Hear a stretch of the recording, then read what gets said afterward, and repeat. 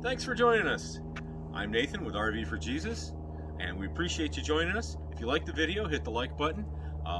If you want to, subscribe, and that way you'll get notifications when we post more videos. Check us out on our webpage at RV4Jesus.com, and also check out our Facebook page, also RV4Jesus on Facebook. So we're getting ready to conclude a 4-week series on God Uses the Unlikely here on Thoughts from On the Road.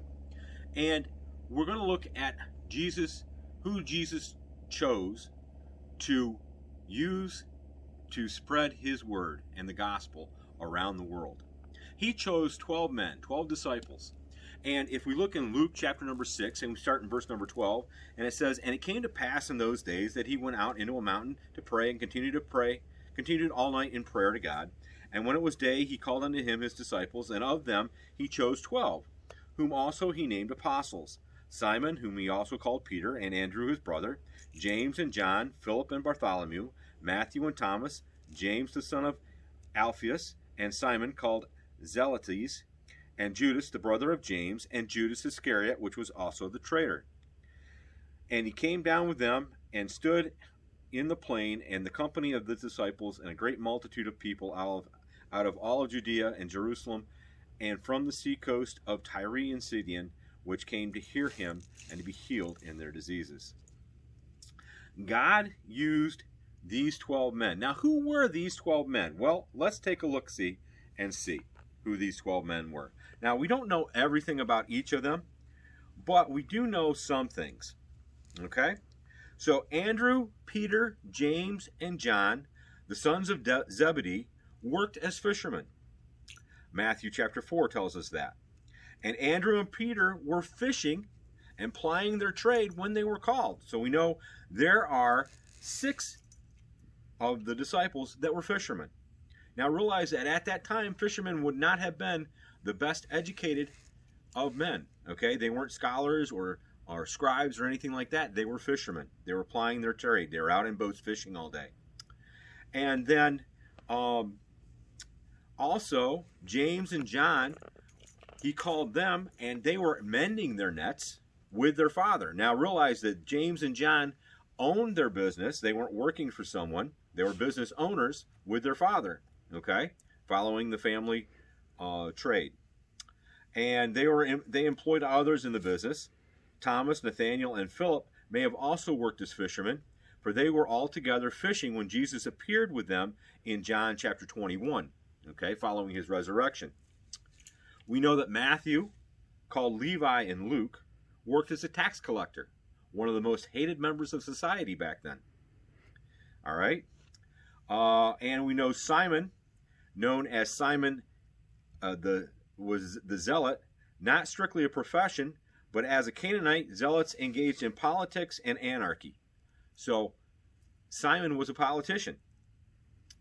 And then also was Judas Iscariot. Now realize Jesus called Judas Iscariot, and Judas Iscariot, he knew ahead of time that Judas was going to betray him. And he called Judas knowing this because he needed Judas to help fulfill Scripture, to use him to fulfill Scripture. So of the other apostles, professions of Philip, Bartholomew, Thomas, Thaddeus, or James, the son of Alphaeus, the Bible doesn't give us information about their trade or what they did, but we do know that at least 6 were fishermen. 1 was a tax collector, 1 was a zealot, and Judas Iscariot worked with money and ended up being the traitor. So of those men, not high educated, Luke of course was a doctor, we know that, but of these men, they were not highly educated, with the exception of probably Luke. Luke was probably the highest educated among them. Yet Christ used these men to take and spread his gospel, tell about who he was, what he did, his death, his burial, and his resurrection, and about his coming again, and to start the church. He used them despite of who they were. And that's what God does with us. He uses us. The difference is they were willing. He called them, and they came.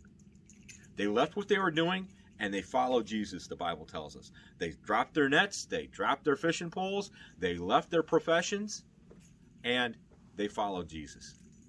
And with us, Christ wants to use us too. All we have to do is be willing and ready, just like the disciples were. Now, next week we're going to extend it out one more week, and I'm going to give you a bonus week of a special person, an unlikely person whom God used.